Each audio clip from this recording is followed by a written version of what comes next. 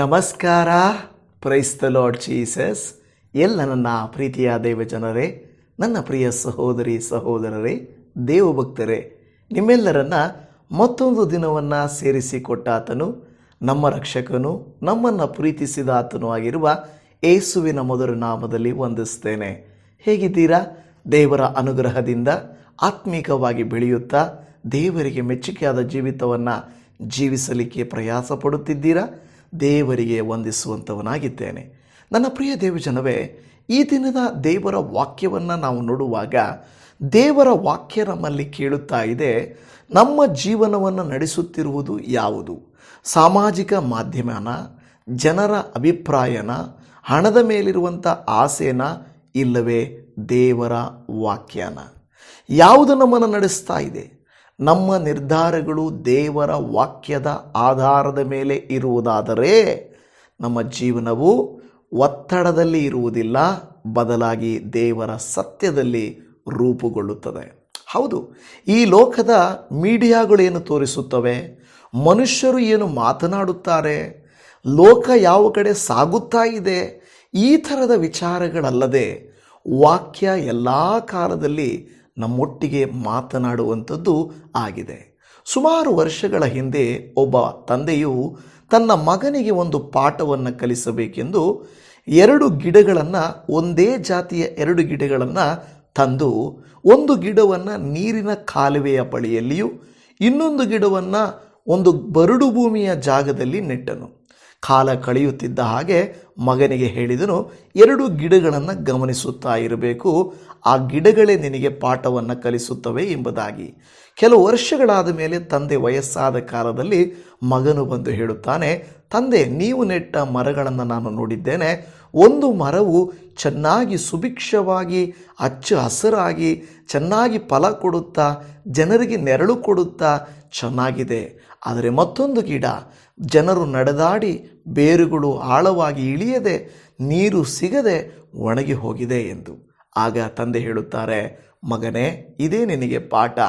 ಯಾರು ದೇವರ ಸಮ್ಮುಖದಲ್ಲಿಯೂ ದೇವರ ವಾಕ್ಯದಲ್ಲಿಯೂ ಆಳವಾಗಿ ಬೇರೂರಿ ಇರುತ್ತಾರೋ ಅವರು ಎಲ್ಲ ಕಾಲಗಳಲ್ಲಿ ಕೂಡ ಫಲಭರಿತರಾಗಿ ಹಚ್ಚ ಹಸಿರಾಗಿ ಇರುತ್ತಾರೆ.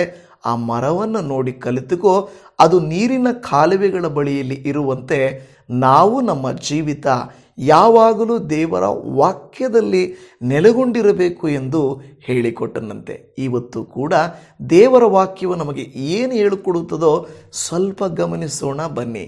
ಈ ದಿನದ ಮುಖ್ಯವಾದಂಥ ದೇವರ ವಾಕ್ಯವು ಕೀರ್ತನೆಗಳ ಗ್ರಂಥ 17ನೇ ಅಧ್ಯಾಯ 4ನೇ ವಚನ. ನಾನಂತೂ ಲೋಕ ವ್ಯವಹಾರಗಳಲ್ಲಿ ಬಲಾತ್ಕಾರಿಗಳಂತೆ ನಡೆಯದೆ ನಿನ್ನ ಮಾತನ್ನೇ ಅನುಸರಿಸಿದ್ದೇನೆ. ಹಾಲೆಲೂಯ. ಈ ಕೀರ್ತನೆಯನ್ನು ದಾವೀದ ಭಕ್ತನು ಬರೆದನು. ದಾವೀದ ಭಕ್ತನು ಎಂತಹ ಪರಿಸ್ಥಿತಿಯಲ್ಲಿ ಬರೆದನೆಂದು ದೈವಶಾಸ್ತ್ರಜ್ಞರು ಹೇಳುತ್ತಾರೆ ಗೊತ್ತಾ? ಸೌಲನಿಂದ ಬಹಳ ಹಿಂಸೆಗೆ ಒಳಗಾಗಿ ಸೌಲನು ಅನೇಕ ಸಾರಿ ದಾವೀದನನ್ನು ಕೊಲ್ಲಬೇಕೆಂದು ನೆನೆಸಿದರೂ ಕೂಡ ದೇವರು ಅವಕಾಶ ಕೊಡಲಿಲ್ಲ.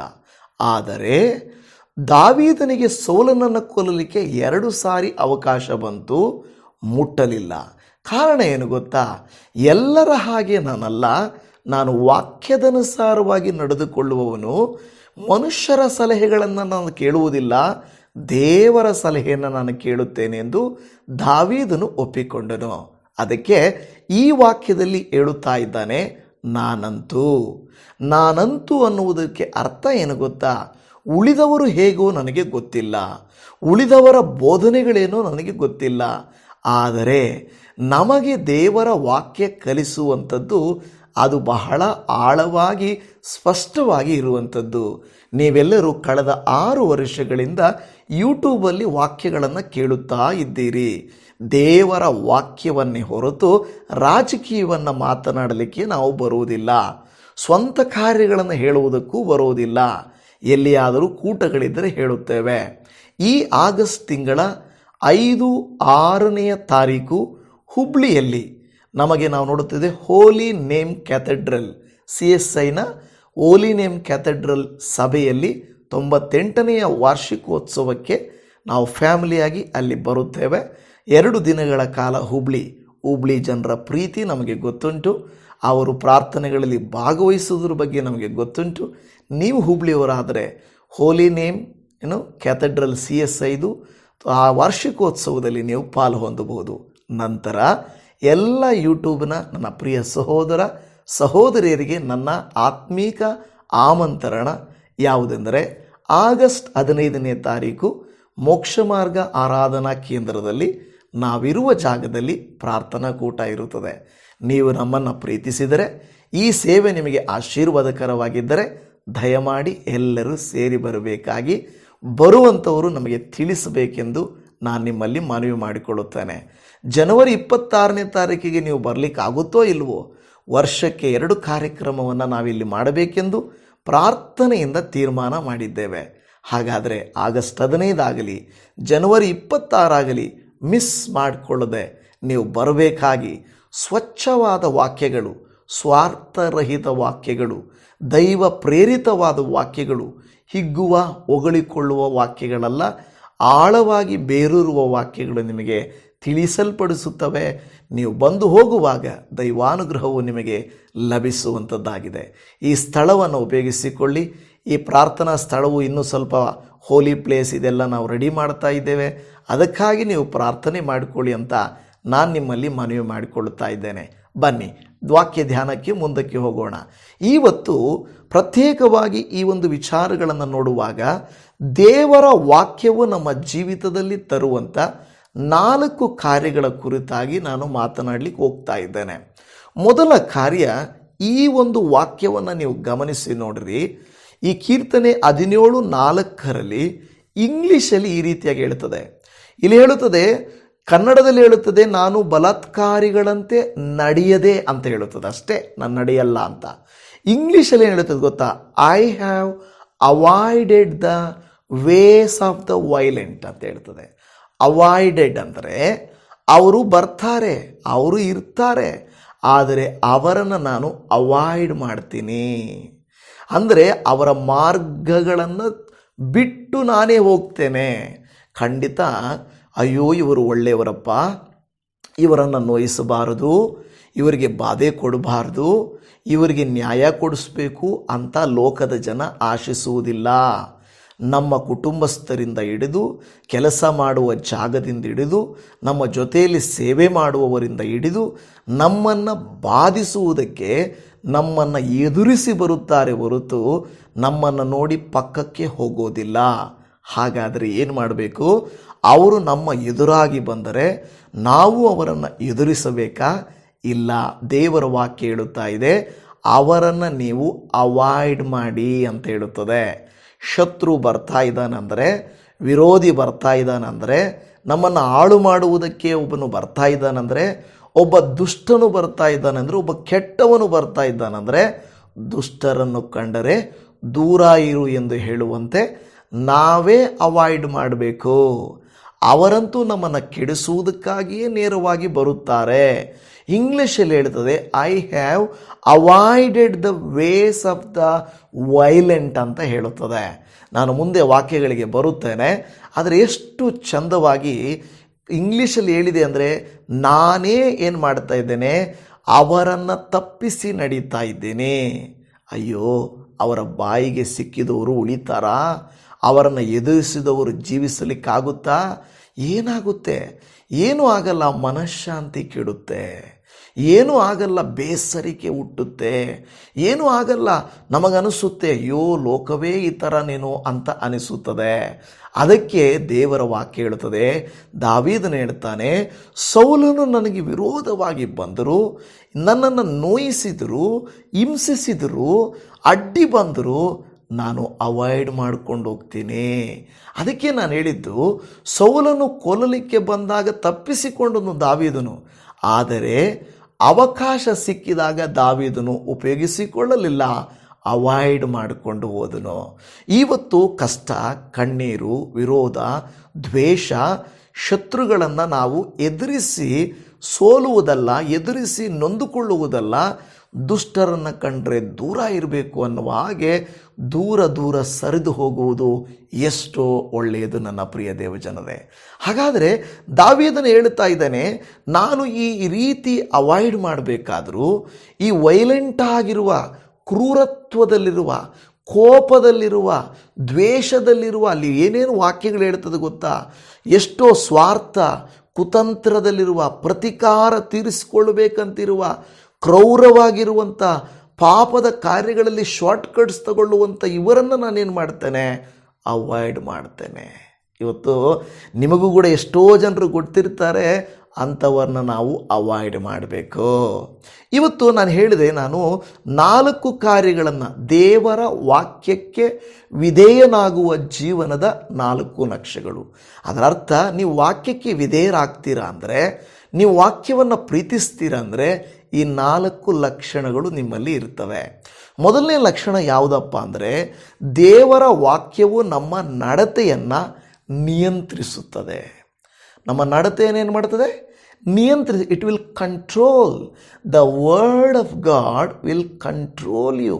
ಅಂದರೆ ಕೆಲವು ಸಾರಿ ನಮಗೂ ಕೋಪ ಬರುತ್ತೆ, ನಮಗೂ ದುಃಖ ಆಗುತ್ತೆ, ನಮಗೂ ಕಣ್ಣೀರು ಬರುತ್ತೆ, ನಮಗೆ ನೊಂದುಕೊಳ್ಳುವ ಪರಿಸ್ಥಿತಿ ಬರುತ್ತದೆ.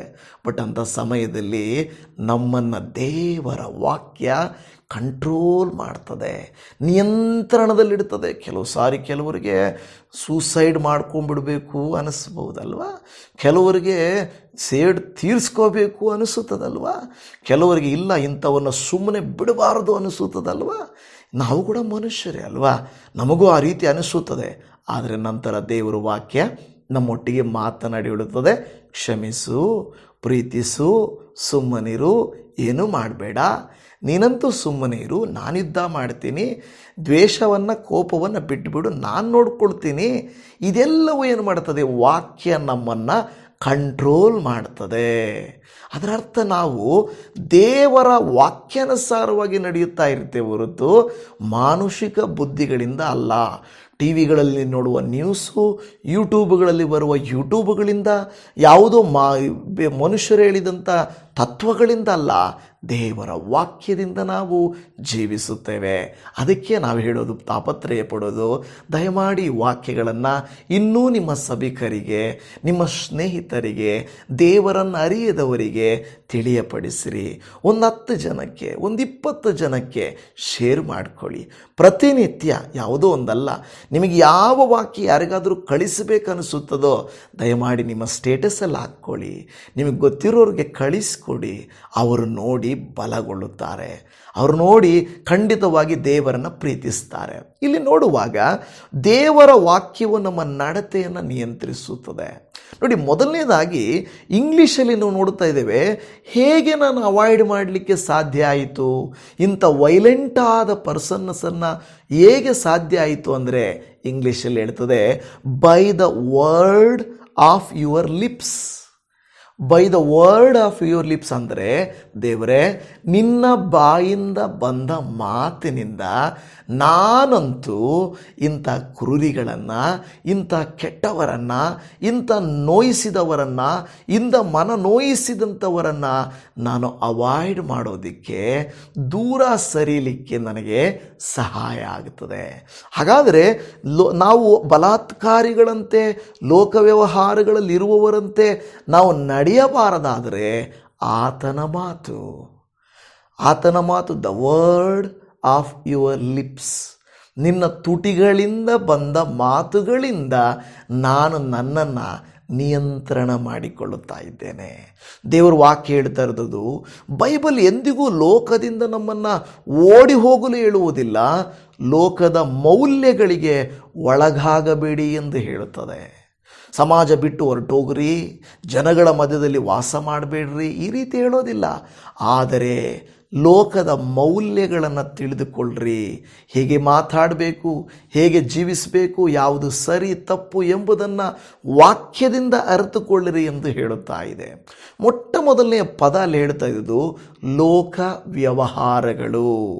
ಬೈಬಲಲ್ಲಿ ಅನೇಕ ಕಡೆಗಳಲ್ಲಿ ಈ ಲೋಕ ವ್ಯವಹಾರ ಅನ್ನುವ ಪದ ಇದೆ. ಕೆಲವು ವಾಕ್ಯಗಳನ್ನು ನಿಮಗೆ ಓದಿ ತೋರಿಸುತ್ತೇನೆ.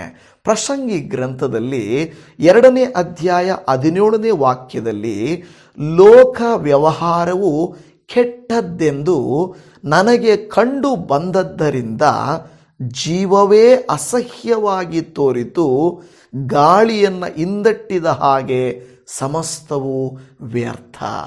ನೋಡಿ ಎಷ್ಟು ಚಂದವಾಗಿ ಜ್ಞಾನಿಯಾದಂಥ ಸೊಲೊಮೋನನು ಹೇಳುತ್ತಿರುವಂಥ ಮಾತನ್ನು ಗಮನಿಸಿರಿ. ಲೋಕ ವ್ಯವಹಾರವು ಕೆಟ್ಟದ್ದೆಂದು ನನಗೆ ಕಂಡು ಬಂದದ್ದರಿಂದ. ಯಾರೀತನು? ಮಹಾರಾಜನು, ಅನೇಕ ವ್ಯಕ್ತಿಗಳನ್ನು ನೋಡಿದಾತನು, ಜ್ಞಾನವುಳ್ಳಾತನು. ಈತನು ಹೇಳ್ತಾ ಇದ್ದಾನೆ, ಲೋಕ ವ್ಯವಹಾರ, ದ ವರ್ಲ್ಡ್ಲಿ ಬಿಸ್ನೆಸ್, ಅಂದರೆ ದೈವಿಕವಾದದ್ದನ್ನು ಬಿಟ್ಟು ಯಾವುದೇ ಲೋಕದ ವ್ಯವಹಾರಗಳಿದಾವಲ್ಲ ಅವು ಕೆಟ್ಟದ್ದೆಂದು ನನಗೆ ಕಂಡು ಬಂದದ್ದರಿಂದ. ತಿಳಿದು ಬಂದದ್ದಲ್ಲ, ತಿಳಿದು ಬಂದದ್ದಕ್ಕೂ ಕಂಡು ಬಂದದ್ದಕ್ಕೂ ವ್ಯತ್ಯಾಸ ಇದೆ. ಕಂಡಿದ್ದಂದರೆ ನಾನು ಸ್ವತಃ ಕಂಡುಕೊಂಡಿದ್ದು, ನಾನು ಸ್ವತಃ ತಿಳ್ಕೊಂಡಿದ್ದು, ಯಾರೋ ಹೇಳಿದ್ದಲ್ಲ. ಸೊಲೊಮೋನ್ ಹೇಳ್ತಾನೆ, ನಾನು ಕಂಡುಕೊಂಡೆನು. ಏನು? ಈ ಲೋಕದ ವ್ಯವಹಾರಗಳಿದಾವಲ್ವ, ಇವತ್ತು ರಾಜಕೀಯ, ಕ್ರೀಡೆ, ಹಣಕಾಸು, ಸಾಧನೆಗಳು, ಹೆಸರುಗಳು ಮಾಡೋದು, ಇದೆಲ್ಲ ಲೋಕ ವ್ಯವಹಾರಗಳು. ಇವೆಲ್ಲವೂ ಕೆಟ್ಟವುಗಳೆಂದು ಕಂಡು ಬಂದದ್ದರಿಂದ ಜೀವವೇ ಅಸಹ್ಯವಾಗಿ ತೋರಿತು. ಏನಪ್ಪ ಮನುಷ್ಯನ ಜೀವನ ಇದು, ಯಾಕಪ್ಪ ಇದು ಅನಿಸಿಬಿಡುತ್ತು ಅಂತ ಸೊಲೊಮೋನನು ಹೇಳುತ್ತಾ ಇದ್ದಾನೆ. ಮತ್ತೆ ಪ್ರಸಂಗಿಯಲ್ಲಿ ಸೊಲೊಮೋನನು ಇನ್ನೊಂದು ಮಾತನ್ನು ಹೇಳುತ್ತಾ ಇದ್ದಾನೆ. ಪ್ರಸಂಗಿ ಗ್ರಂಥ 2ನೇ ಅಧ್ಯಾಯ ಅದರ 17ನೇ ವಾಕ್ಯದಲ್ಲಿ ಲೋಕ ವ್ಯವಹಾರವು ಕೆಟ್ಟದ್ದೆಂದು, ಅದರ ಎಲ್ಲರಿಗೂ ಒಂದೇ ಗತಿ ಎಂಬ ಸಂಕಟವು ಲೋಕ ವ್ಯವಹಾರದಲ್ಲೆಲ್ಲ ಸೇರಿಕೊಂಡಿದೆ. ಏನಂತ ಹೇಳ್ತಾ ಇದ್ದಾನೆ? ಎಲ್ಲರಿಗೂ ಒಂದೇ ಗತಿ ಎಂಬ ಸಂಕಟವು ಲೋಕ ವ್ಯವಹಾರದಲ್ಲಿ ಸೇರಿಕೊಂಡಿದೆ. ಅದಕ್ಕೆ ಮುಂದೆ ಹೇಳ್ತಾನೆ, ಇದಲ್ಲದೆ ನರವಂಶದವರ ಎದೆಯಲ್ಲಿ ಕೆಟ್ಟತನವು ತುಂಬಿದೆ. ನರವಂಶದವರ ಹೃದಯದಲ್ಲಿ ಕೆಟ್ಟತನವು ತುಂಬಿದೆ. ಅವರು ಬದುಕಿರುವ ತನಕ ಮರುಳುತನವು ಅವರ ಮನಸ್ಸನ್ನು ಹಿಡಿದಿರುವುದು, ಆಮೇಲವೇ ಪ್ರೇತಲೋಕವೇ ಗತಿ. ಅವರ ಮನಸ್ಸು ಏನಂದರೆ ಬದುಕಿರುವ ತನಕ ಮರುಳುತನವು ಅವರ ಮನಸ್ಸನ್ನು ಹಿಡಿದಿರುವುದು. ಲೋಕ ಅಂದರೆ ಇದೇನೆ ನೋಡಿ. ಎಲ್ಲ ಸುಳ್ಳಿನ ಮೇಲೆ ಸಾಮ್ರಾಜ್ಯ ಕಟ್ಟುವಂಥದ್ದು ಲೋಕದ ಕಾರ್ಯಗಳು. ಎಷ್ಟೋ ಜನರು ಸುಳ್ಳನ್ನು ಹೇಳಿ ಅಂದರೆ ಅದು ದೇಶ ಕತರೆ ಮೇಹೆ ಅಂತಾರೆ ಅಲ್ವಾ. ದೇಶವು ಏನೋ ಒಂದು ಕಷ್ಟದ ಪರಿಸ್ಥಿತಿಯಲ್ಲಿದೆ, ಅಪಾಯದಲ್ಲಿದೆ. ಎಲ್ಲಿದೆ ದೇಶದಲ್ಲಿ ಕತರೆಮೆ? ದೇಶ ಕತರೆಮೆ ಕಹಾ ಹೈ? ಎಲ್ಲಿದೆ? ಆದರೆ ಜನರು ಸುಳ್ಳಿನ ಮೇಲೆ ಸಾಮ್ರಾಜ್ಯ ಕಟ್ತಾರೆ. ಕೆಲವರು ದೇಶನೆಲ್ಲ ಮಾರ್ಪಾಡು ಮಾಡೋಕ್ಕೆ ಹೋಗ್ತಾ ಇದ್ದಾರೆ. ದೇಶ ಎಲ್ಲ ಅವ್ರ ಕೈಯಲ್ಲಿ ಹೋಗ್ಬಿಡ್ತಾರೆ. ಎಲ್ಲಿದೆ? ಅದು ಏನಾದರೂ ಆಧಾರ ಇದೆಯಾ? ಏನೂ ಇಲ್ಲ. ಅದನ್ನು ನಂಬುವುದಕ್ಕೆ ಎಷ್ಟೋ ಜನರಿದ್ದಾರೆ. ಕತರೆಮೆ ಇಲ್ಲ, ಅದು ಸುಳ್ಳಿನ ಸಾಮ್ರಾಜ್ಯ ಕಟ್ತಾ ಇದ್ದಾರೆ. ಅದು ಅಲ್ಲ, ಬೈಬಲ್ ಯಾವತ್ತೂ ಸತ್ಯವನ್ನು ನುಡಿಯುತ್ತದೆ. ದೇವರ ವಾಕ್ಯ ಸತ್ಯವನ್ನು ನುಡಿಯುತ್ತದೆ.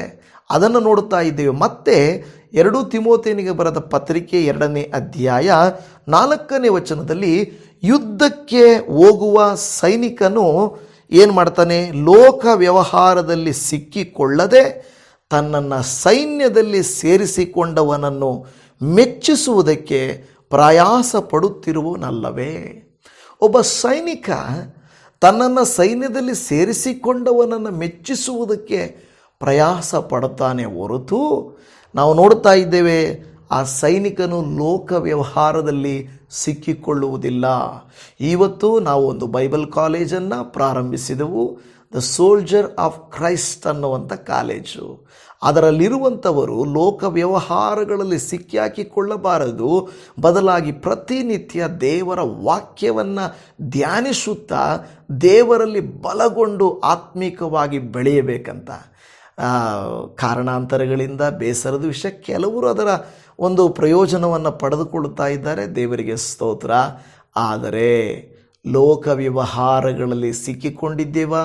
ಹೇಳ್ತಾರೆ, ನನಗೆ ಜಾಬ್ ಪಾಸ್ಟ್ರೆ, ಬ್ಯುಸಿ ಪಾಸ್ಟ್ರೆ, ಮನೆ ಪಾಸ್ಟ್ರೆ, ಮಕ್ಕಳು ಪಾಸ್ಟ್ರೆ, ಯಜಮಾನ ಪಾಸ್ಟ್ರೆ, ಮನೆಯವರು ನಂಬಿಲ್ಲ ಪಾಸ್ಟ್ರೆ. ಎಷ್ಟು ಲೋಕ ವ್ಯವಹಾರಗಳಿದಾವಲ್ವ. ನನಗೆ ಇಂಟ್ರೆಸ್ಟ್ ಇಲ್ಲ, ನನಗೆ ಓದೋಕ್ಕೆ ಬರಲ್ಲ, ನನಗೆ ಎಷ್ಟು ವ್ಯವಹಾರಗಳಲ್ವ. ಓ, ದೇವರ ವಾಕ್ಯಕ್ಕಿಂತ ಲೋಕ ವ್ಯವಹಾರ ನಮಗೆ ಜಾಸ್ತಿ ಇಷ್ಟ ಆಗಿರುತ್ತದೆ. ಇಲ್ಲಿ ನಾವು ನೋಡುವಾಗ ನಾವು ದೇವರ ವಾಕ್ಯದಲ್ಲಿದ್ದರೆ ನಮ್ಮ ನಡತೆಯನ್ನು ನಿಯಂತ್ರಿಸುತ್ತದೆ. ನಾವು ಲೋಕ ವ್ಯವಹಾರಗಳಲ್ಲಿ ಸಿಕ್ಕಿಕೊಳ್ಳುವುದಿಲ್ಲ. ಅದೇ ಬೈಬಲ್ ಹೇಳ್ತಾ ಇರೋದು, ನಾವು ಸಿಕ್ಕಿಕೊಳ್ಳುವುದಿಲ್ಲ. ಎರಡನೇ ಕಾರ್ಯ ಹೇಳ್ತಾ ಇದೆ, ದೇವರ ವಾಕ್ಯವು ಪಾಪದ ದಾರಿಯಿಂದ ಕಾಪಾಡುತ್ತದೆ. ಯಾವಾಗ ದೇವರ ವಾಕ್ಯ ನಮ್ಮ ಹೃದಯದಲ್ಲಿರುತ್ತದೋ ಪಾಪವು ಅಂಟದ ಹಾಗೆ ನಮ್ಮನ್ನು ತಡೆಯುತ್ತಾ ಇರುತ್ತದೆ. ಹೌದು ದೇವಜನವೇ, ನೀರಲ್ಲಿ ಎಣ್ಣೆಯು ಹೇಗೆ ಮಿಕ್ಸ್ ಆಗುವುದಿಲ್ವೋ ಅದೇ ರೀತಿಯಲ್ಲಿ ಪರಿಶುದ್ಧತೆಯಲ್ಲಿ ಪಾಪವು ಮಿಕ್ಸ್ ಆಗುವುದಿಲ್ಲ. ಹಾಗಾದರೆ ಆ ಪಾಪವು ನಮ್ಮನ್ನು ಅಂಟಬಾರದಾದರೆ ಹೇಗೆ ಸಾಧ್ಯ? ಅದಕ್ಕೆ ಕೀರ್ತನೆಗಳಲ್ಲಿ ಕೀರ್ತನೆಗಾರನು ಹೇಳುವಂಥ ಮಾತನ್ನು ನಾವು ನೋಡುತ್ತಾ ಇದ್ದೇವೆ. ಏನಂದರೆ, ನಾವು ನಮ್ಮನ್ನು ಲೋಕ ವ್ಯವಹಾರಗಳಲ್ಲಿ 119 ವಾಕ್ಯದಲ್ಲಿ ನಿನಗೆ ವಿರೋಧವಾಗಿ ಪಾಪ ಮಾಡದಂತೆ ನಿನ್ನ ನುಡಿಗಳನ್ನು ನನ್ನ ಹೃದಯದಲ್ಲಿಟ್ಟುಕೊಂಡಿದ್ದೇನೆ ಎಂದು ಹೇಳುತ್ತಾನೆ. ನಾನು ಪಾಪ ಮಾಡಬಾರ್ದು ಅಂತ ಹೇಳಿದ್ರೆ ನಾನೇನು ಮಾಡಬಾರ್ದು? ನಿನ್ನ ವಾಕ್ಯವನ್ನು ನನ್ನ ಹೃದಯದಲ್ಲಿ ಇಟ್ಕೊಂಡಿರಬೇಕು. ಆಗ ಅದರ ಮೇಲೆ ಪಾಪ ಬಿದ್ದರೂ ಅಂಟಿಕೊಳ್ಳೋದಿಲ್ಲ. ಹೌದಲ್ವಾ? ಲೋಟಸ್ ಮೇಲೆ, ಕಮಲದ ಹೂವಿನ ಮೇಲೆ ಕೆಸರು ಬಿದ್ದರೂ ಅದು ಜಾಡಿಸಿ ಬಿಡುವಂತೆ ನಮ್ಮ ಮೇಲೆ ಪಾಪವು ಅಂಟಿಕೊಳ್ಳುವಾಗ, ವಾಕ್ಯದ ಒಂದು ಶಕ್ತಿ ಇರುವಾಗ ಆಟೋಮೆಟಿಕ್ ಆಗಿ ಇದೆಲ್ಲ ಕೆಳಕ್ಕೆ ಬಿದ್ದೋಗುತ್ತದೆ. ಅದಕ್ಕೆ ಪ್ರತಿನಿತ್ಯ ವಾಕ್ಯ ಕೇಳಬೇಕು. ನಿಮ್ಮಲ್ಲಿ ಅನೇಕರಿಗೆ ಎಲ್ಲ ವಾಕ್ಯಗಳು ನೆನಪಿರದೇ ಇರಬಹುದು. ಚಿಂತೆ ಮಾಡಬೇಡಿ. ಪ್ರತಿನಿತ್ಯ ವಾಕ್ಯದ ಸಾರ ನಿಮ್ಮ ಹೃದಯದಲ್ಲಿರ್ತಾ ಇದೆ. ಸಾರಾಂಶ ನಿಮ್ಮ ಹೃದಯದಲ್ಲಿದೆ. ವಾಕ್ಯದ ರೆಫರೆನ್ಸ್ಗಳು, ವಾಕ್ಯಗಳು ನೆನಪಿಲ್ಲದೆ ಹೋದರೂ ಪ್ರತಿನಿತ್ಯ ವಾಕ್ಯವನ್ನು ಹೇಗಾದರೂ ಕೇಳಲೇಬೇಕು ಎಂಬ ದಾಹ ನಿಮ್ಮಲ್ಲಿ ಇರಬೇಕು ನನ್ನ ಪ್ರಿಯ ದೇವಜನ. ಅದಕ್ಕೆ ಹೇಳ್ತಾ ಇರೋದೇನೆಂದರೆ, ಯಾವಾಗ ವಾಕ್ಯವು ನಮ್ಮಲ್ಲಿರುತ್ತದೋ ಪಾಪದ ದಾರಿಯಿಂದ ಕಾಪಾಡುತ್ತದೆ. ಅದಕ್ಕೆ ಅಲ್ಲಿ ಬಲಾತ್ಕಾರಿಗಳ ಮಾರ್ಗ ಅಂತ ಹೇಳ್ತದೆ. ಒಂದು ಲೋಕ ವ್ಯವಹಾರ, ಎರಡು ಬಲಾತ್ಕಾರಿಗಳ ಮಾರ್ಗ. ಬಲಾತ್ಕಾರಿಗಳು ಎಂಬುದು ಇದೊಂದು ಇಬ್ರು ಪದದಿಂದ ಬಂದಿರುವಂಥದ್ದು. ಇದು ಕೇವಲ ಒಂದು ಕೊಲೆಗಾರರನ್ನು ಮಾಡುವುದಲ್ಲ, ಕುತಂತ್ರಿಗಳು, ಪ್ರತಿಕಾರ ತೀರಿಸಿಕೊಳ್ಳುವವರು, ಕ್ರೌರ್ಯವುಳ್ಳವರನ್ನು ಕುರಿತಾಗಿ ಹೇಳುವಂಥ ಮಾತಾಗಿದೆ. ಹಿಂಸೆ ಅಂದರೆ ಆಯುಧ ಕೈಯಲ್ಲಿ ಹಿಡಿದಿರುವುದರಿಂದ ಆರಂಭವಾಗುವುದಿಲ್ಲ, ಬದಲಾಗಿ ಅದು ಹೃದಯದಲ್ಲಿಯೇ ಹುಟ್ಟುತ್ತದೆ. ಎಷ್ಟೋ ಜನರು ನಮ್ಮ ದೇಶದಲ್ಲಿ ಇವತ್ತು ಕ್ರೂರತ್ವ, ವೈರತ್ವ ಅಲ್ವಾ, ಎಲ್ಲ ಕೊಲೆ ಮಾಡುವಷ್ಟು ಆ ದ್ವೇಷದಿಂದ ಕೂಡಿದವರನ್ನ ಬರ್ತಾ ನಾವು ನೋಡ್ತಾ ಇದ್ದೇವೆ. ದೇವರ ವಾಕ್ಯ 2 ಸಮುವೇಲ 22:3 ಆತನು ನನ್ನ ಆಶ್ರಯ ಗಿರಿಯಾಗಿರುವ ದೇವರು, ನನ್ನ ಗುರಾಣಿಯು, ನನ್ನ ರಕ್ಷಣೆಯ ಕೊಂಬು, ನನ್ನ ದುರ್ಗವು, ನನ್ನ ಶರಣನು, ಬಲಾತ್ಕಾರಿಯಿಂದ ನನ್ನನ್ನು ರಕ್ಷಿಸುವವನು ಆಗಿದ್ದಾನೆ. ಇಲ್ಲಿ ಹೇಳ್ತಾ ಇರುವಂಥದ್ದು, ಭಕ್ತನು ದಾವೀದನು ಬಲಾತ್ಕಾರಿಯ ಕೈಯಿಂದ ನನ್ನನ್ನು ಕಾಯುವನು. ವಾಕ್ಯ ನಮ್ಮಲ್ಲಿ ಇದ್ದರೆ, ನಾವು ಹೇಳ್ತಾ ಇರೋದು ಲೋಕ ವ್ಯವಹಾರಗಳಲ್ಲಿ ಬಿದ್ದೋಗೋದಿಲ್ಲ. 2 ಪಾಪದಲ್ಲಿ ಅಂದರೆ ಬಲಾತ್ಕಾರಿಗಳ ಕೈಗೆ ನಾವು ಸಿಕ್ಕಿ ಬೀಳೋದಿಲ್ಲ. ವಾಕ್ಯ ಹೇಳುತ್ತದೆ 2 ಸಮುವೇಲನ ಗ್ರಂಥ 22 ಅದೇ ಅಧ್ಯಾಯ 49 ವಾಕ್ಯದಲ್ಲಿ ಹೇಳುತ್ತದೆ, ನೀನು ನನ್ನನ್ನು ನನ್ನ ಎದುರಾಳಿಗಳಿಗೆ ತಪ್ಪಿಸಿ ಉನ್ನತಪಡಿಸುತ್ತಿ, ಬಲಾತ್ಕಾರಿಗಳಿಂದ ನನ್ನನ್ನು ರಕ್ಷಿಸುತ್ತೆ. ಬಲಾತ್ಕಾರಿಗಳ ಕೈಯಿಂದ ನೀನು ನನ್ನನ್ನು ರಕ್ಷಿಸುತ್ತೆ. ಕೀರ್ತನೆಗಳು 17:4 ಹೇಳಿದ ಮಾತು ಇದೆ, ಲೋಕ ವ್ಯವಹಾರಗಳಲ್ಲಿ ಬಲಾತ್ಕಾರಿಗಳಂತೆ ನಾನು ನಡೆಯದೆ. ಅದನ್ನೇ ನಾವು ನೋಡುತ್ತಾ ಇದ್ದೇವೆ. ಕೀರ್ತನೆ 18 ನೆಕ್ಸ್ಟ್ ಕೀರ್ತನೆ 48 ವಾಕ್ಯದಲ್ಲಿ ಹೇಳುತ್ತದೆ, ಕೊನೆ ವಾಕ್ಯದಲ್ಲಿ ಬಲಾತ್ಕಾರಿಗಳಿಂದ ನನ್ನನ್ನು ರಕ್ಷಿಸುತ್ತಿ ಎಂದು ಹೇಳುತ್ತಾ ಇದೆ. ಇದು ಮಾತ್ರವಲ್ಲದೆ 1 ತಿಮೋತಿ 1:12 ವಾಕ್ಯದಲ್ಲಿಯೂ ಕೂಡ, ಮೊದಲು ದೂಷಕನು, ಹಿಂಸಕನು, ಬಲಾತ್ಕಾರಿಯೂ ಆಗಿದ್ದ ನನ್ನನ್ನು ಆತನು ನಂಬಿಗಸ್ತನೆಂದು ಎಣಿಸಿ ತನ್ನ ಸೇವೆಗೆ ನೇಮಿಸಿಕೊಂಡಿದ್ದಕ್ಕಾಗಿ ನಾನು ಆತನಿಗೆ ಸ್ತೋತ್ರ ಸಲ್ಲಿಸುತ್ತೇನೆ. ಪೌಲನು ನಾವು ಹೇಳ್ತೇವಲ್ವಾ, ಅವನು ಹಿಂಸಕನೂ ಬಲಾತ್ಕಾರಿಯೂ ಆಗಿದ್ದೆನು ನಾನು ಅಂತ ಹೇಳ್ತಾ ಇದ್ದಾನೆ. ಅಂಥವರಿಂದ ನಮ್ಮನ್ನು ತಪ್ಪಿಸಿದನು. ದಮಸ್ಕ ಪಟ್ಟಣಕ್ಕೆ ಹೋಗುತ್ತಿರುವಾಗ ಅಲ್ಲಿನ ವಿಶ್ವಾಸಿಗಳು ಪ್ರಾರ್ಥಿಸಿದಾಗ ಬಲಾತ್ಕಾರಿಯಾದಂಥ ಸೌಲನನ್ನು ಪೌಲನನ್ನಾಗಿ ಮಾರ್ಪಡಿಸಿದನು. ದೇವಜನವೇ, ವಾಕ್ಯ ಪ್ರಾರ್ಥನೆ ನಮ್ಮನ್ನು ಬದಲಾಯಿಸುವಂಥದ್ದಾಗಿದೆ, ನಮಗೆ ಸಹಾಯ ಮಾಡುವಂಥದ್ದಾಗಿದೆ. ಮೂರನೇದಾಗಿ, ದೇವರ ವಾಕ್ಯವು ಸರಿಯಾದ ದಾರಿಯನ್ನು ತೋರಿಸುತ್ತದೆ. ಅಲ್ಲಿ ಹೇಳುತ್ತಾ ಇದೆ, ನಿನ್ನ ಮಾತನ್ನೇ ಅನುಸರಿಸಿದ್ದೇನೆ. ನಿನ್ನ ಮಾತು, ನಾನು ಹೇಳಿದ್ನಲ್ವಾ, the word of your lips ಅಂತ ಹೇಳ್ತದೆ. ನಿನ್ನ ತುಟಿಗಳಿಂದ ಬಂದ ಮಾತುಗಳು. ಅದರ ಅರ್ಥ, ದೇವರ ವಾಕ್ಯವು ನಮಗೆ ಸರಿದಾರಿಯನ್ನು ತೋರಿಸುತ್ತದೆ. ಯಾಕೆಂದರೆ ನಾವು ನೋಡುತ್ತೇವೆ ಕೀರ್ತನೆ 119, 105ರಲ್ಲಿ, ನಿನ್ನ ವಾಕ್ಯವು ನನ್ನ ಕಾಲಿಗೆ ದೀಪವು, ನನ್ನ ದಾರಿಗೆ ಬೆಳಕು ಆಗಿದೆ. ಹಲ್ಲೆಲೂಯಾ. ದೇವರ ವಾಕ್ಯವು ನಮಗೆ ದಾರಿ ತೋರಿಸುವುದಾಗಿದೆ, ನಮ್ಮ ಮಾರ್ಗಕ್ಕೆ ಬೆಳಕಾಗಿದೆ. ಅಂಧಕಾರದಲ್ಲಿ ಮಾರ್ಗ ತೋರಿಸುವ ಒಂದು ಬೆಳಕಾಗಿ ನಡೆಯುತ್ತದೆ. ಯೇಸು ಕ್ರಿಸ್ತರನ್ನು ಕೂಡ ಈ ಲೋಕದಲ್ಲಿ ಅಂಧಕಾರದಲ್ಲಿರುವ ವ್ಯಕ್ತಿಗಳನ್ನು, ಅಂದರೆ ಪಾಪದಲ್ಲಿ ಮುಳುಗಿ ಹೋಗಿದ್ದ ವ್ಯಕ್ತಿಗಳಿಗೆ ಒಂದು ಬೆಳಕಾಗಿ ಆತನು ಬಂದನು ಎಂಬುದನ್ನು ನಾವು ನೋಡುತ್ತಾ ಇದ್ದೇವೆ. ನನ್ನ ಪ್ರಿಯ ದೇವಜನರೇ, ವಾಕ್ಯದ ಶಕ್ತಿ ಅಷ್ಟೊಂದಾಗಿದೆ. ನಮ್ಮ ವಿರೋಧವಾಗಿ ಬರುವಂಥ ಅನೇಕ ಕೃತ್ಯಗಳನ್ನು ವಾಕ್ಯವು ತಡೆದು ನಿಲ್ಲಿಸಲಿಕ್ಕೆ, ಎದುರಿಸಿ ಜಯಿಸಲಿಕ್ಕೆ ನಮ್ಮ ಜೀವಿತದಲ್ಲಿ ವಾಕ್ಯವು ಒಂದು ಆಯುಧವಾಗಿ ಕೆಲಸ ಮಾಡುತ್ತದೆ. ಯೇಸು ಸ್ವಾಮಿ ಸೈತಾನನನ್ನು ಎದುರಿಸಿದಾಗ ಆತನು ಉಪಯೋಗಿಸಿದಂಥ ಆಯುಧ ವಾಕ್ಯವೆಂಬ ಖಡ್ಗ. ಹೌದು ದೇವಜನವೇ, ಸೈತಾನನು ವಾಕ್ಯವನ್ನು ಆತನು ಹಿಡಿದುಕೊಂಡು ಯೇಸುವನ್ನು ಪಾಪಕ್ಕೆ ಬೀಳಿಸಬೇಕೆಂದು ಪ್ರಚೋದಿಸಿದಾಗ ಯೇಸು ಸ್ವಾಮಿ ಜ್ಞಾನದಿಂದಲ್ಲ, ತಿಳುವಳಿಕೆಯಿಂದಲ್ಲ, ಶಕ್ತಿಯಿಂದಲ್ಲ, ತಾನು ಕಲಿತಿರುವಂಥ ಲೌಕಿಕ ವಿಚಾರಗಳಿಂದಲ್ಲ, ದೇವರ ವಾಕ್ಯದಿಂದ ಸೈತಾನನನ್ನು ಎದುರಿಸಿದರು. ಯಾವಾಗ ವಾಕ್ಯದ ಶಕ್ತಿ ಸ್ವಾಮಿಯಲ್ಲಿತ್ತೋ ಆತನು ಸೈತಾನನಿಗೆ ಒಳಗಾಗಲಿಲ್ಲ. ಸೈತಾನನನ್ನು ತೊಲಗು ಸೈತಾನನೇ ಅಂತ ಹೇಳಿ ಓಡಿಸಿದನು. ಇವತ್ತು ವಾಕ್ಯದ ಶಕ್ತಿ ನಮ್ಮಲ್ಲಿರುವಾಗ ಖಂಡಿತವಾಗಿ ನಾವು ಕೂಡ ಲೋಕ ವ್ಯವಹಾರಗಳಲ್ಲಿ ಬೀಳುವುದಿಲ್ಲ, ಬಲಾತ್ಕಾರಿಗಳ ಬುಟ್ಟಿಗೆ ಬೀಳುವುದಿಲ್ಲ, ಮತ್ತು ನಡೆಯಬೇಕಾದ ಮಾರ್ಗವನ್ನು ದೇವರು ತೋರಿಸಿಕೊಡುತ್ತಾನೆ ಎಂಬುದು ಸ್ಪಷ್ಟವಾಗಿರುವಂಥ ವಿಚಾರ. ನಿಮಗೆ ಆಲೋಚನೆ ಬೇಕಾ? ದೇವರ ವಾಕ್ಯಕ್ಕೆ ಹೋಗಿರಿ. ದೇವರ ಚಿತ್ತ ಗೊತ್ತಾಗಬೇಕಾ? ದೇವರ ವಾಕ್ಯಕ್ಕೆ ಹೋಗಿರಿ. ದೇವರು ನಿಮ್ಮೊಟ್ಟಿಗೆ ಮಾತನಾಡಬೇಕಾ? ದೇವರ ವಾಕ್ಯಕ್ಕೆ ಹೋಗಿರಿ. ನಿಮಗೆ ಮಾರ್ಗ ಕಾಣಿಸ್ತಾ ಇಲ್ವಾ? ದೇವರ ವಾಕ್ಯಕ್ಕೆ ಹೋಗಿರಿ. ನಿಮಗೆ ಬಲ ಸಾಕಾಗ್ತಾ ಇಲ್ಲ? ದೇವರ ವಾಕ್ಯಕ್ಕೆ ಹೋಗಿರಿ. ನಿಮ್ಮ ಪ್ರಶ್ನೆಗಳಿಗೆ ಉತ್ತರ ಸರಿಯಾಗಿ ಯಾರೂ ಕೊಡುತ್ತಾ ಇಲ್ವಾ? ದೇವರ ವಾಕ್ಯಕ್ಕೆ ಹೋಗಿರಿ. ನಿಮಗೆ ಭವಿಷ್ಯದ ಬಗ್ಗೆ ಸಂಶಯಗಳಿದಾವ? ಹಾಗಾದರೆ ದೇವರ ವಾಕ್ಯಕ್ಕೆ ಹೋಗಿ ನೋಡ್ರಿ. ಪ್ರತಿ ಪ್ರಶ್ನೆಗೂ, ಪ್ರತಿ ಸಮಸ್ಯೆಗೂ, ಪ್ರತಿಯೊಂದು ವಿಷಯಕ್ಕೂ ಉತ್ತರ ದೇವರ ವಾಕ್ಯ. ಅದೇ ನಿಮ್ಮ ನನ್ನ ಶಕ್ತಿಯಾಗಿದೆ. ಆಮೇನ್. ಹೌದಲ್ವಾ? ನಮ್ಮ ಜೀವಿತದಲ್ಲಿ ಅದು ಶಕ್ತಿಯಾಗಿದೆ. ದೇವರು ನಿಮ್ಮನ್ನು, ನನ್ನನ್ನು ಕರುಣಿಸಲಿ. ಆ ರೀತಿಯಾಗಿ ದೇವರ ವಾಕ್ಯ ನಮಗಿದೆ. ನಾಲ್ಕನೇದಾಗಿ, ದೇವರ ವಾಕ್ಯವು ಸಂಕಟದಲ್ಲಿಯೂ ನಮ್ಮನ್ನು ಸ್ಥಿರಗೊಳಿಸುತ್ತದೆ. ಸಂಕಟ ಬಂದಾಗ ನಾವು ಸ್ವಾಮಿ ಯಾಕೆ ಕೈ ಬಿಟ್ಟೆ ದೇವರೇ ಅಂದುಕೊಳ್ಳಬಹುದು. ಆದರೆ ದೇವರ ವಾಕ್ಯ ಹೇಳುತ್ತದೆ, ಸಂಕಟ ಬಂದಾಗ ಸ್ಥಿರಪಡಿಸುವುದು ದೇವರ ವಾಕ್ಯ. ಹೇಗೆ?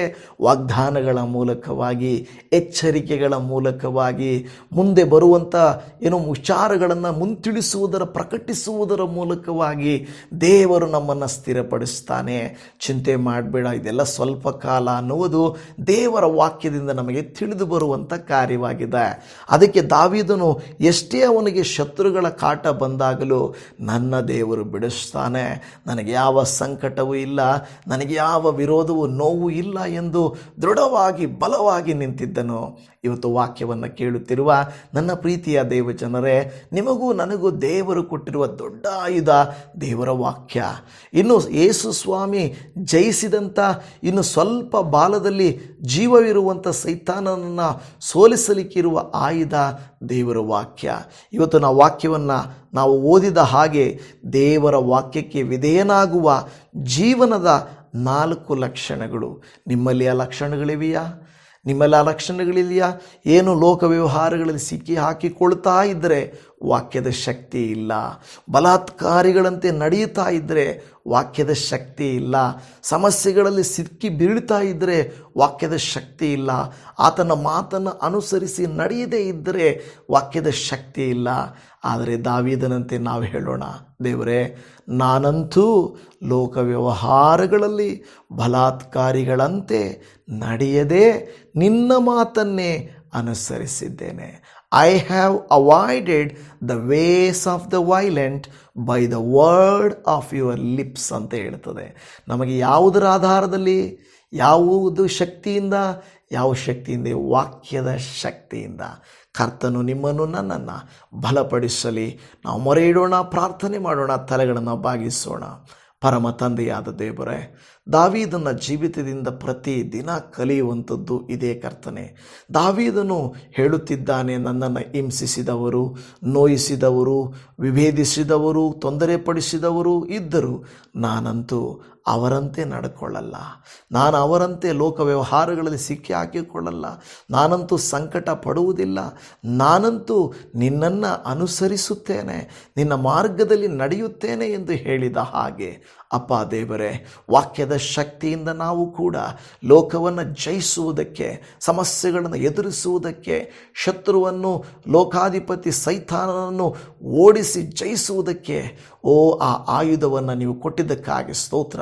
ಪ್ರತಿನಿತ್ಯ ತಪ್ಪದೆ, ಕ್ರಮ ತಪ್ಪದೆ ವಾಕ್ಯಗಳನ್ನು ಧ್ಯಾನ ಮಾಡಿ ಅದರ ಸಾರಾಂಶವನ್ನು ತಿಳಿದುಕೊಂಡು ಜಯಿಸುವುದಕ್ಕೆ ನಮಗೆ ಸಹಾಯ ಮಾಡಿಕೊಡ್ರಿ. ಓ ದೇವರೇ, ಇವತ್ತು ಬಂದಿರುವಂಥ ಸಣ್ಣ ಮಕ್ಕಳನ್ನು, ವಿದ್ಯಾರ್ಥಿಗಳನ್ನು, ಯವನಸ್ಥರನ್ನು, ಮದುವೆಯಾಗಬೇಕಾದವರು, ಜಾಬ್ಗೆ ಕಾಯುತ್ತಿರುವಂಥವರು, ಪ್ರಯಾಣಗಳನ್ನು ಮಾಡುತ್ತಿರುವಂಥವರು, ಕುಟುಂಬಗಳಲ್ಲಿ ಅನ್ಯೋನ್ಯತೆ ಕೊರತೆಗಳುಳ್ಳವರು, ಸಾಲಗಳಿಂದ ಸಂಕಷ್ಟಗಳನ್ನು ಅನುಭವಿಸುತ್ತಿರುವವರು, ಶಾರೀರಿಕ ಅನಾರೋಗ್ಯದಿಂದ ಬಾಧೆ ಪಡುತ್ತಿರುವಂಥವರು, ಆತ್ಮೀಕವಾಗಿ ಬೆಳವಣಿಗೆ ಇಲ್ಲದೆ ಅಪಾದೇವರೇ ದಾಹಗೊಂಡವರನ್ನು ಎಲ್ಲರನ್ನು ನಿನ್ನ ಕರುಣಾ ಹಸ್ತಕ್ಕೆ ಒಪ್ಪಿಸಿಕೊಡುತ್ತಾ ಇದ್ದೇವೆ. ದಯಮಾಡಿ ಕನಿಕರಿಸು, ದಯಮಾಡಿ ಆಶೀರ್ವದಿಸು. ಈ ವಾಕ್ಯ ಕೇಳಿದ ಪ್ರತಿ ಕುಟುಂಬದಲ್ಲಿ, ಪ್ರತಿಯೊಬ್ಬರ ಹೃದಯದಲ್ಲಿ, ಜೀವಿತದಲ್ಲಿ, ಮನಸ್ಸಿನಲ್ಲಿ ನಿನ್ನ ವಾಕ್ಯದ ಶಕ್ತಿಯು, ಪ್ರಭೆಯು, ಲಕ್ಷಣಗಳು ಉಂಟಾಗಲಿ ಕರ್ತನೆ. ಎಡಕ್ಕಾಗಲಿ ಬಲಕ್ಕಾಗಲಿ ತಿರುಗದೆ ನಿನ್ನ ವಾಕ್ಯದ ಬೆಳಕಿನಲ್ಲಿ ನಡೆಯುತ್ತಾ ಯವನಸ್ಥನು ತನ್ನನ್ನು ಶುದ್ಧೀಕರಿಸಿಕೊಳ್ಳುವುದು ಹೇಗೆ ಎಂದು ಹೇಳಿದ ಹಾಗೆ ವಾಕ್ಯದಂತೆ ನಡೆಯುವುದಕ್ಕೆ ಸಹಾಯ ಮಾಡಿಕೊಡ್ರಿ ಅಪ್ಪ. ಈ ಮನೆಯನ್ನು ಆಶೀರ್ವದಿಸಿರಿ.